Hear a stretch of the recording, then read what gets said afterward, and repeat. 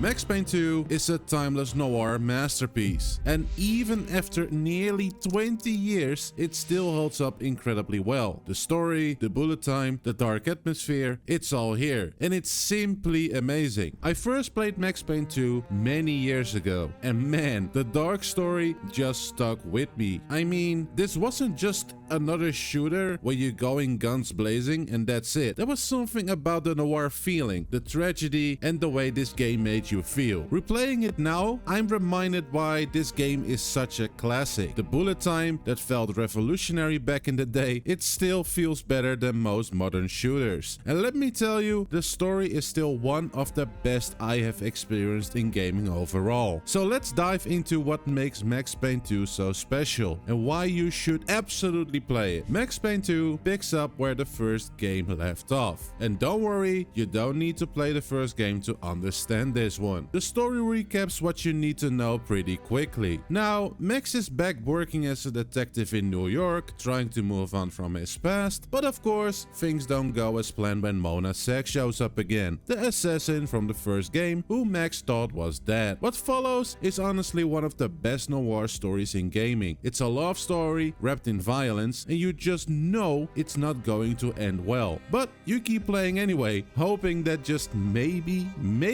they'll make it out alive. The writing is poetic. I mean, Max's internal monologue is just like reading a hard-boiled detective novel. Lines like, "I had a dream of my wife, she was dead, but it was alright," just hit different when you know the weight behind them. The game uses comic book style cutscenes, and yeah, they are a bit dated visually, but the noir aesthetic, timeless. The pacing is tight, the stakes feel real, and by the end, you genuinely care about what happens to these characters. This isn't just a shooter with some story slapped on top, it's a full-on tragedy that happens to have incredible gameplay, and that's what makes it so damn good. Now, let's talk about what made Max Payne 2 legendary back in 2003, and why it still feels amazing to play. The bullet time. And for those who don't know, bullet time lets you slow down time while diving through the air. You get this split second to line up perfect shots while bullets are whizzing past you in slow motion. It sounds really simple, but the execution is just straight up flawless. You dive through a doorway, time slows down, you take out 3 enemies with headshots before you even hit the ground. It's visceral, it's satisfying, and let me tell you, nearly 20 years later, no game has done bullet time better than the Max Payne series. The gunplay itself is really tight too. Dual-wielding pistols, shotguns, rifles, every weapon feels punchy and responsive. And the game doesn't hold your hand either. Enemies are smart, they'll flank you, use cover, and if you're not paying attention, you're gonna be dead in seconds. This isn't some modern shooter where you just hide behind cover and regenerate health. You're fragile, you're outnumbered, and you're constantly one mistake away from seeing that game over screen. What really made the combat special was the physics engine. This was 2003, and Remedy was using hayfuck physics to make bodies ragdoll realistically, objects explode and scatter everywhere. Shoot out a window and the glass shatters. Toss a grenade and enemies go flying through the air. It was groundbreaking back then, and honestly, it still looks pretty damn impressive now. The level design is another thing I gotta mention. Every mission feels unique. You'll fight through construction sites, abandoned apartments, even a funhouse. Each location has its own vibe and keeps the whole game fresh. One thing though, the game is short. Like, you can beat it in 6 to 8 hours, but honestly, I think that's just perfect. There's no filler, no boring parts, just a tightly crafted experience from start to finish. Now, let's talk about the graphics. Yeah,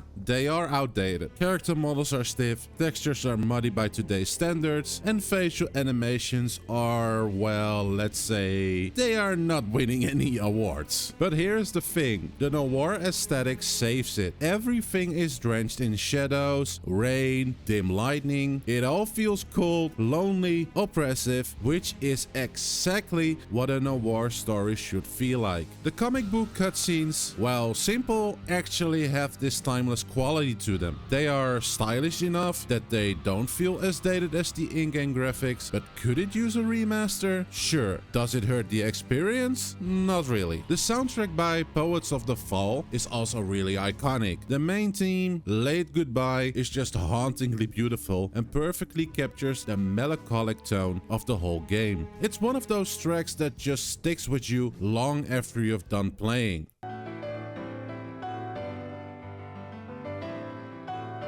Max's voice acting and narration are just simply top tier. Every line is delivered with this world-weary exhaustion that makes you believe he's a man who's lost everything and has nothing left to lose. Fatal choice already made, and it would get worse before the end. The sound design for the guns is super satisfying too.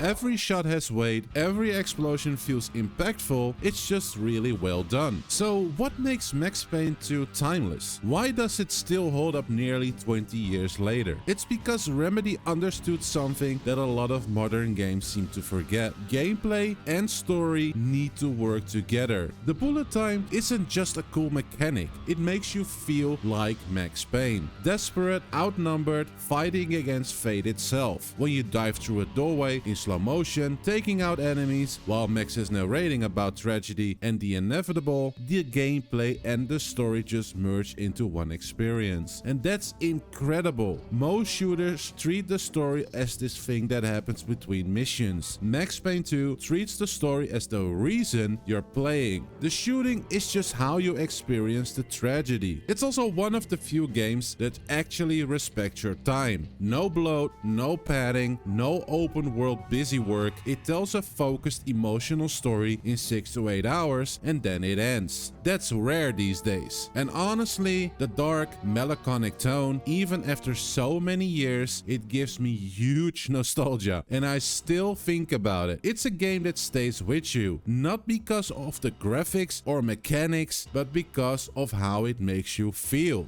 That said, it's definitely not perfect. The game is short, which I personally think can be a good thing, but if you're looking for like 40 hours of content, you won't find it here. Some missions towards the end can also feel repetitive. There's only so many warehouses and abandoned buildings you can fight through before it starts to blur together a little bit too much. The AI was pretty decent for 2003. It isn't anything special now. I mean, enemies mostly just rush you or hide behind cover, so don't expect some crazy advanced tactics or anything. And yeah, the graphics are dated, but I mean, if you can look past the PlayStation 2 era visuals, this might be tough for you to get through. But these are honestly pretty minor complaints for what is otherwise an exceptional game. So, should you play Max Payne 2 so many years into the future? If you love noir stories, tight third-person shooters, or just want to experience what made this franchise legendary, then absolutely yes. It's dirt cheap on Steam, it runs on basically any freaking potato out there, and it's a masterclass in how to tell a story through gameplay. Now, my rating is definitely going to be an 8.5 out of 10. Like I said, it's not the perfect game, the graphics are dated, it's short, some missions feel a bit samey, but the story, the bullet time, the atmosphere is just straight up timeless. This is one of those games that proves age is just a number if the core experience is strong enough. Max Payne 2 is a classic for a reason. Don't let it stay forgotten. Have you played Max Payne 2 before? Does it still hold up for you? Or do you think I'm just looking at it through nostalgia goggles? Let me know down in the comments. If you enjoyed this retrospective and want more timeless classics like this, go ahead and hit that like button and subscribe to the channel. And if you're into more classic game deep dives, check out this video here on Hitman Blood Money Next, another absolute masterpiece that still holds up today. Anyway, that's my take on Max Payne 2. Thanks for watching and I hope I'll see you in the next one. Peace.